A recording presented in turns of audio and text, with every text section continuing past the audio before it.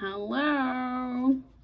All right, God knows I'm gonna struggle with this. So we are trying something new to improve camera quality, and I have a green screen, and we're gonna see if I'm, savvy enough to download a background on a video. So, unfortunately, it's taken me about 47 minutes to get to this space, which is just shameful. So if any of you are like really skilled with video and green screens, and reach out to me because I could use some help. All right, so today's podcast, again, this is Kick-Ass Divorce Recovery Podcast. I'm so glad that you guys are here and you've decided to join me. I am going to sip my coffee because I accidentally let it get cold. Really cold. Anyway, so today's topic is all about self-love and self-appreciation. Now, I don't know, I was having a conversation yesterday with someone about how often when people leave a relationship or a divorce or, even a breakup, right? We think it's about the other person. Okay, we think that our frustrations are exclusively about the other person. And sometimes they are, right? I would argue in breakups like prior to marriage, it often is indeed about the other person. But sometimes it's not, right? Sometimes it's not quite so clear and obvious that the other person is a monster and that you are just a saint, right? Sometimes it's a little bit more complex than that. And especially when it comes to divorce, right? I can always tell when someone hasn't healed from their divorce when they think that they were the saint, right? When they think that they were perfect, right? And I know some of you are going to be screaming, but he was a narcissist. Yeah, well, that means that you're a bad picker, right? Which speaks to your own codependency and your own toxicity in relationship, which is something that you have to work on, right? So again, that's no judgment. Been there, done that. But what I want to tell you, right, is that there is tremendous value in learning to love yourself. Okay, learning to love yourself. Now, this is a thing that many of us are never taught to do. In fact, we're kind of taught the opposite, right? Society really teaches us to hate ourselves, especially women. Holy Moses. The expectation is that we hold ourselves to standards that are absolutely absurd, to perfectionistic tendencies with regards to our body. And then if it's not perfect, then we're not perfect, and therefore we're not worthy or enough, which is ludicrous. Okay, it is frankly ludicrous, and it has caused so many women over the years to take their own lives, to resort to bulimia and anorexia and various other eating disorders, to hide their bodies when they go to the beach or when they go anywhere, right? It has created, and men suffer from the same thing. So I don't want to exclude men. I can speak on behalf of women, right? We have done a lot of crazy things in the name of perfection with regards to our bodies and our own self-hatred that comes from that. And so today, one of the things that I want to really bring to the forefront of the self-love movement, right? Because I know this sounds really woo-woo, but the truth is, if you don't love yourself, it's really hard to love anyone else. And if I could contribute or attribute any one specific thing to the failure of my marriage, it would be how much I hated myself at the time. Now, I have never told my ex that. I have never really said that out loud publicly. But the truth is, at the time, I absolutely hated myself. I didn't know that that's what was going on. I blamed everything on him. Everything that was wrong was his fault. And it wasn't until the day that he walked out that it was very clear to me what was wrong. And most of what was wrong was a great deal of frustration and angst within me about who I had become, about the lack of identity, if you will, that I possessed at that point. My identity was this workaholic who, I was a mom, but I wasn't a mother in a lot of ways. And I was a wife, but I wasn't a wife in a lot of ways, if that makes sense. And I know that's kind of confusing to explain, but I was really unhappy with who I was. I was probably about 50, 60 pounds overweight. I was so uncomfortable in my own body. And I had no one to blame for that except for myself, right? And, I guess I I did try to blame it on my child and my pregnancy, but it had been several years and I had not made a whole lot of movement towards a healthier version of myself. And so, I really had a lot of frustration with myself and my own identity and who I was and what that meant. And so, I think to some degree, I exited my marriage angry at him. And then as soon as it was over, I realized that I was mostly angry at myself. And I just didn't know how to explain that. I didn't know how to even feel that out because I had been angry at myself for so long, for so many years, so convinced that I was unworthy and that I wasn't good enough. And to some degree that he was going to leave me eventually anyway, which is, crazy because he was really a deeply loyal human being. And so, there was just a lot wrong internally that I could not identify or put name to. And it took some time to be able to do that. And so, with that being said, I really want to challenge people to start identifying their own self-love, right? And or self-hatred, because if you can identify that, if you can hear the voices in your head that are telling you that you're not enough, you're not good enough, every time something goes wrong, those voices come out and they start speaking very loudly about how you are not worthy, that's a good indicator that you have a great deal of self-hatred going on, right? And that you could benefit from some grace and some self-love towards yourself. Now, the way to do that, right? One way to do that, I'm not going to go into the laundry list of ways to do that. If you want a laundry list, reach out to me. I'd be happy to work with you one-on-one. But one way to do that is to be alone with yourself, okay? And when I say be alone, I don't just mean in the car jamming to your favorite music. I mean actually being quiet and alone with your thoughts. Now, this is very hard for us to do. As a society, we get in the car and the first thing we do is we turn on the radio, we turn on an Audible, we turn on a podcast. The last thing we really ever do is give ourselves quiet time, right? We come in from work and we turn on the TV, we turn on the news, we scroll through social media. I mean, we literally are, it's so rare that we have more than 3 minutes a day of silent thought and reflection to ourselves. And that really says something, right? That really says something about where we're at as a society. And frankly, the work that we need to do, right? Because when you're not spending any time with you, when you're spending time being a consumer all day, you're not spending time being a reflective practitioner, right, of self-love, okay, of grace and appreciation of yourself and forgiveness of yourself, right? You're not spending any time there. And many of us do this when we come out of divorce or breakups. The first thing we do is we jump right back on the next dating app, okay? I'm guilty, right? And many of you that I have spoken with, right, guilty, and that's okay. But what happens is, again, we're not taking any time for ourselves, right? We're not spending any real time identifying why we're unhappy, what's happening, right? What is actually going on deep inside that is creating all of this frustration and angst, and then we are basically ignoring it by bringing in all of these constant distractions, right? Because frankly, that's what they are, right? They're distractions. And, we tend to be world class at distracting ourselves, right? People will say, well, I get bored. I can't. Yeah. When you get bored in your own thoughts, that's a good indicator that you're not going deep enough, right? And so we really have to start hearing and listening to ourselves. Now, some ways that you can do this is meditation. I hear plenty of people tell me, I can't meditate. Listen, okay, my brain runs as fast and as hard as anyone else on the planet, and it is so annoying sometimes.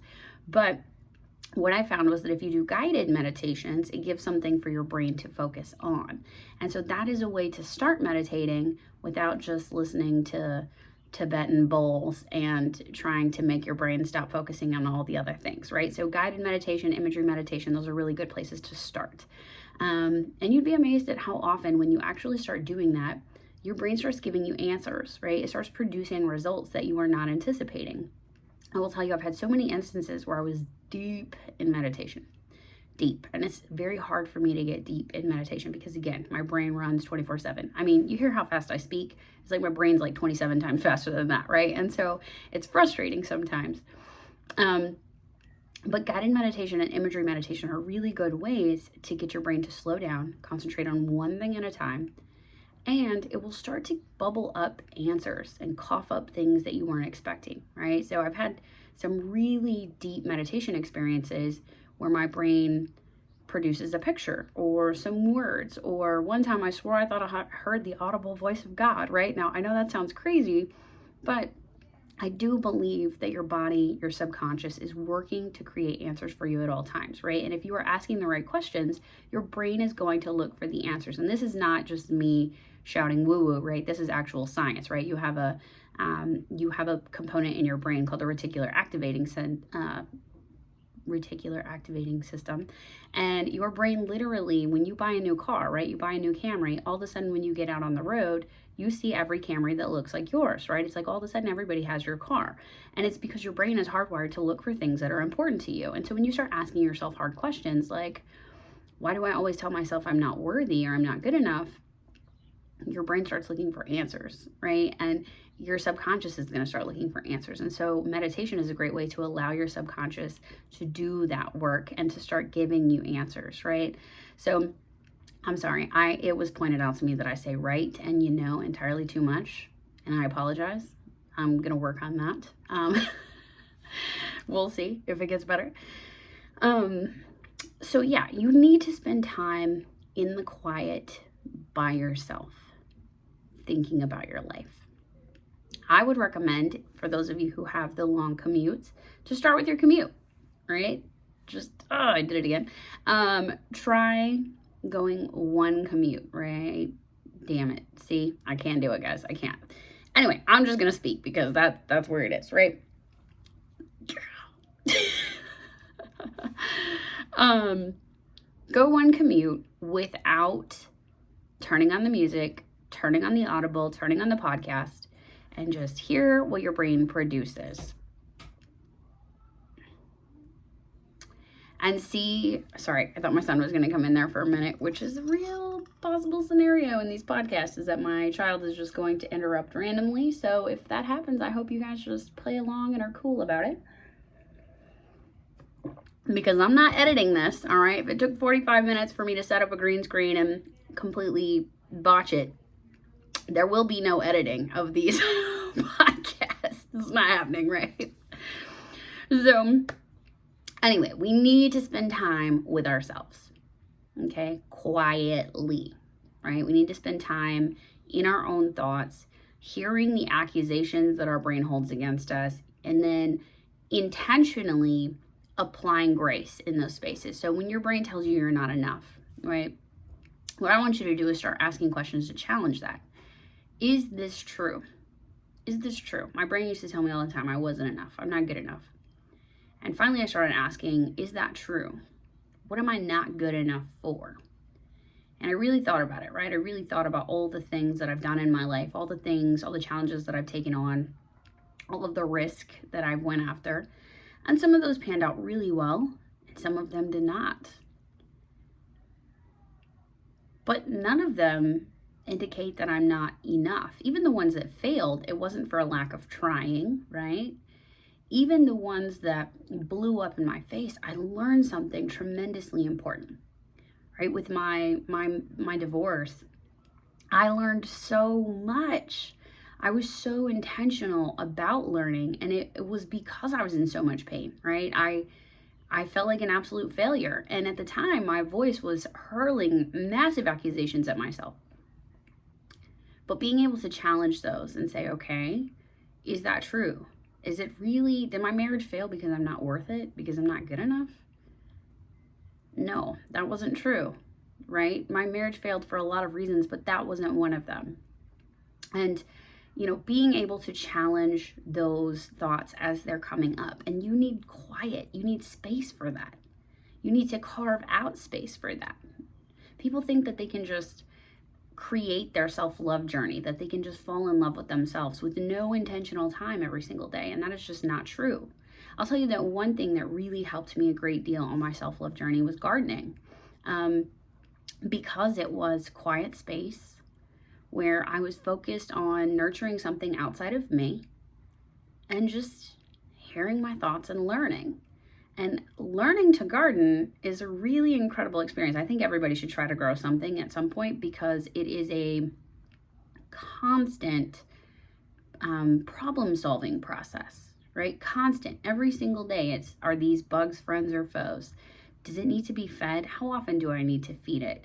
What do I need to feed it? Should I put mealworm in it? And it's like constant, problem solving. And so it's an incredible process. I really encourage anybody, like, buy a succulent, stick it in your kitchen window, right? And see if you can keep that thing alive, because it forces you to spend some time every single day in the quiet, looking at something else and trying to figure out how to protect it, how to keep it alive, how to help it flourish. And when you start to do that with plants, there's a part of you that starts to do it with you, right? And that's why I really advocate gardening, because when you have a big garden, there's a lot to do out there every single day. And there's a lot of time to spend with yourself, reflecting on your life and your world and the accusations that come up in your brain, and challenging those with really good questions.